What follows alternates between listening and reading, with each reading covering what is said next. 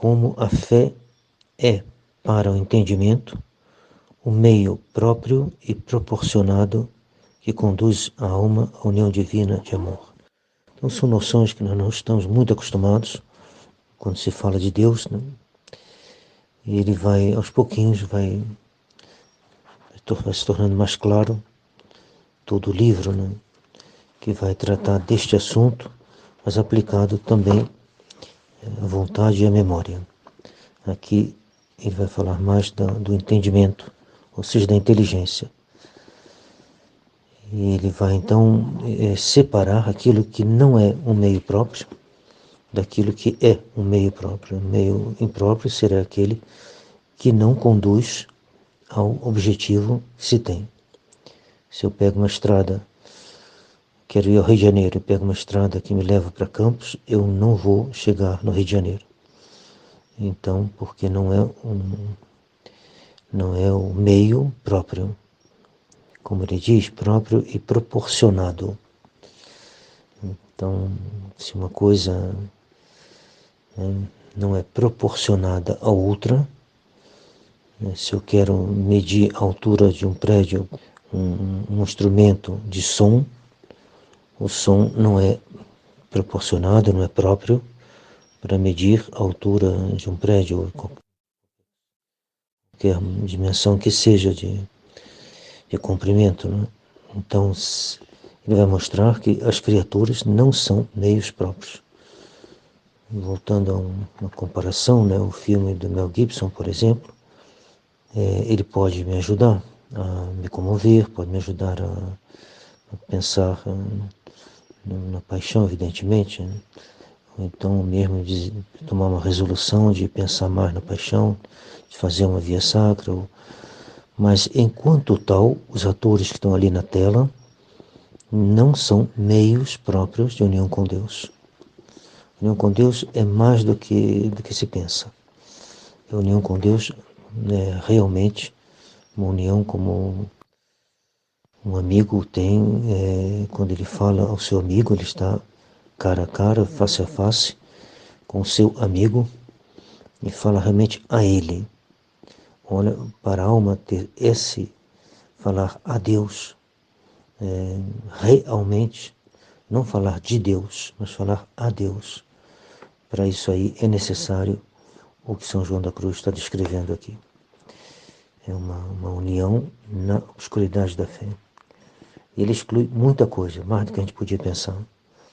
O entendimento deve, para se preparar à união divina, ficar separado e purificado de tudo que pode lhe vir dos sentidos, despojado de tudo que ele poderia conhecer claramente.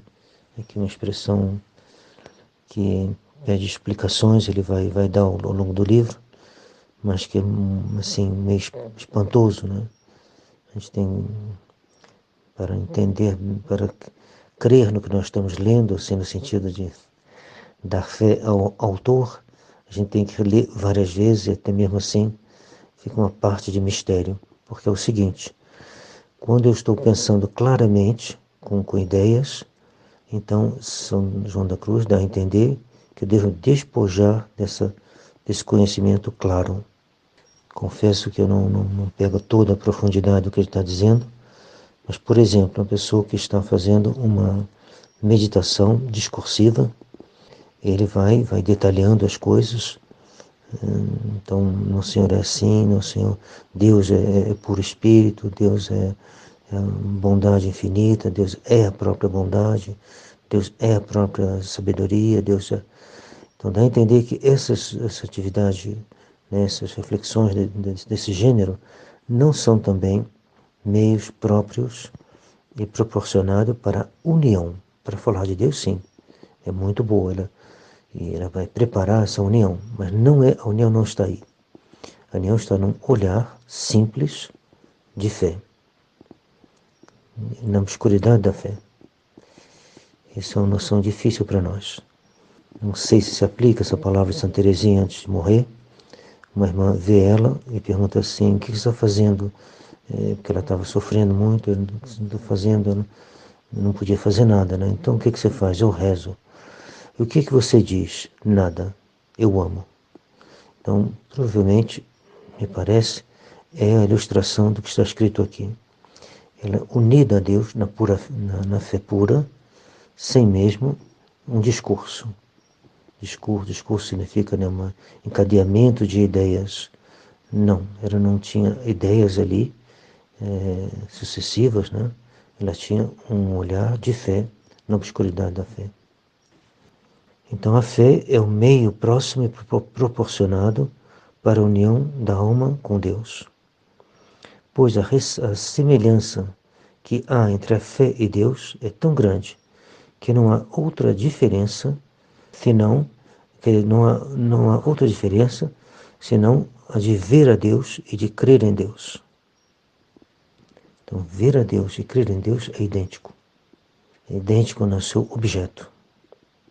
O que a luz da glória nos mostra de Deus, na visão beatífica, a fé nos faz ver, entre aspas, né? Faz aderir, né? Melhor dizendo, com a inteligência, a mesma coisa, em toda a sua extensão. Ele vai explicar. Deus é infinito, a fé nos propõe infinito. Deus é trindade em pessoas e unidade em natureza, é assim que a fé nos propõe. Deus é trevas para o nosso entendimento, a fé também é trevas e obscuridade para o nosso entendimento. A fé é o único meio pelo qual Deus se manifesta à alma nessa divina luz que ultrapassa todo entendimento. E agora uma conclusão bem impressionante. Assim, mais uma alma tem fé, mais ela está unida a Deus. Tal é a verdade, continua ele, que exprimia São Paulo no texto já citado. Aquele que quer se unir a Deus deve começar por crer que Ele é. Ou seja, por caminhar para Ele pela fé. O entendimento deve então estar nas trevas e obscuridade para se conduzir unicamente pela fé, pois é em favor dessas trevas que ele se une a Deus, e é na obscuridade da fé que Deus se encontra escondido. Ele vai citar Davi, que vai falar que a obscuridade estava debaixo dos seus pés, e que ele se elevou acima dos querubins, e que ele voou pelas as asas dos ventos, e que ele tomou as trevas para sua morada. E em torno dele, ele botou uma tenda, botou como uma tenda, a semelhança de uma tenda, a água tenebrosa das nuvens do céu. Então tudo aqui fala de obscuridade. Obscuridade, como ele vai explicar, que então a fé é uma luz obscura que ilumina, né? Uma noite iluminada como o dia. Ela ilumina, mas ela ilumina na obscuridade. Ilumina porque a alma se unindo a Deus, ela está se unindo à realidade de Deus. Essa realidade transforma a vida, mas continuando na obscuridade. Então, todas essas comparações de Davi, então, a escuridade debaixo de seus pés, tomou as trevas por sua morada, a água tenebrosa, então significam a fé. Tudo isto indica a obscuridade da fé, onde ele se encontra como que encerrado, Deus, né? Quando ele diz que ele se eleva acima dos querubins e que ele voa nas alas do vento, ele dá a entender que ele plana acima de todo entendimento. Os querubins, com efeito, significam os espíritos que veem e que contemplam. As asas significam os conhecimentos sutis e as concepções dos espíritos. Mas como o Espírito Divino domina todas essas realidades, ele não está em nenhuma criatura. Não há nenhuma criatura que possa atingi-lo. As pessoas que se dão à oração, à meditação, devem aspirar, e todos devem aspirar, a crescer na fé e chegar a uma união pela fé. E para isso é necessário, menos para os contemplativos, de maneira geral, porque Deus tem muitos meios de unir uma alma a Ele, mas devem passar da meditação discursiva, no qual a gente faz raciocínios, a uma meditação não discursiva, no simples olhar, no simples... Por quê? Porque Deus não está no raciocínio. O raciocínio é bom para a gente aprender filosofia, teologia, mas não é o raciocínio. O olhar da fé está no nível da fé que vai crescendo, né? Da fé que serve para a união. A união praticamente é a santidade, ou então é a santidade. Quando ela é perfeita, é a santidade perfeita. Então essa se faz numa obscuridade crescente. Desde o início tem essa obscuridade. A gente crê o que a gente não vê. Mas ela aumenta na medida que a alma se aproxima mais de Deus. Quando Deus apareceu a Salomão, quando ele terminou o templo, e aí Salomão diz, o Senhor prometeu de permanecer na nuvem. E também quando para Moisés ele apareceu numa nuvem. E para Jó ele também apareceu numa nuvem. Jó conta que Deus lhe falou no seio de uma nuvem obscura. Essas trevas significam todas as obscuridades, a obscuridade da fé, debaixo da qual Deus se esconde sua divindade para se comunicá-la à alma. Essa obscuridade cessará, como diz São Paulo, quando terminar a nossa vida. Gideão também, com seus soldados, eles traziam na mão uma tocha inflamada, mas coberta por um vaso, e eles não viam então, mas eles tinham a luz ali com eles. A imagem, a fé é uma luz que está escondida, mas é uma luz. E quando eles no final quebraram os vasos, quando chegaram perto dos inimigos, e os inimigos ficaram atordoados de ver tantas luzes em volta deles e foi uma debandada. Então, no dia da nossa morte, se quebrará o vaso e a luz brilhará, mas é a mesma luz. A luz obscura da fé que nós temos, mas coberta, e a luz da glória descoberta. Então, vamos só ler o último parágrafo.